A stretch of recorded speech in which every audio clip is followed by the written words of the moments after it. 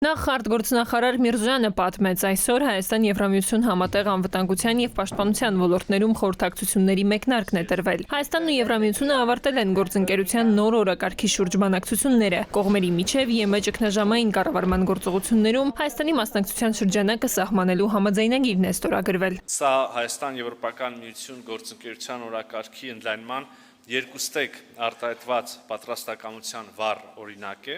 որը միաժամանակ ցույց է դնում գլոբալ անվտանգության, աշխարհում կայունության եւ խաղաղության հաստատման գործում կառուցողական ներդրում ունենալու Հայաստանի ձգտումը։ ԵՄ բարձր ներկայացուցիչ Կայա Կալասը ձևակերպեց Երևան հստակ ուղերձով է եկել։ Եվրամիությունն ու Հայաստանն այսքան մոտ չեն եղել, որքան հիմա։ Շարունակեց, աջակցում են Հայաստանի ու Ադրբեջանի միջև հարաբերությունների կարգավորմանը։ Մենք աջակցում ենք Հայաստանի եւ Ադրբեջանի հարաբերությունների կարգավորմանը, հիմք ընդունելով ինքնիշխանության, տարածքային ամբողջականության եւ սահմանների անխախտելիության սկզբունքները։ Հայաստան-Ադրբեջան հարաբերությունների կարգավորումը կարող է ճանապարհ հարթել տարածաշրջանում տևական խաղաղության համար։ Կալասը Երևանում պատմեց, որ այս շեշտադրումները նաեւ Բաքվում է արել, ձևակերպեց, միանշանակ է, որ ողջավորված են այս գործընթացով։ Իհարկե, ցանկանում ենք այս գործընթացի ամփոփումը որքան հնարավոր է շուտ տեսնել։ Կայունություն անհրաժեշտ է ամբողջ աշխարհում, ոչ միայն այս տարածաշրջանում։ Մենք երկխոսում ենք փոխկապակցվածության վերաբերյալ եւ քննարկում ենք երկու երկրների հնարավորությունները կապելու Կենտրոնական Ասիան Եվրոպայի հետ։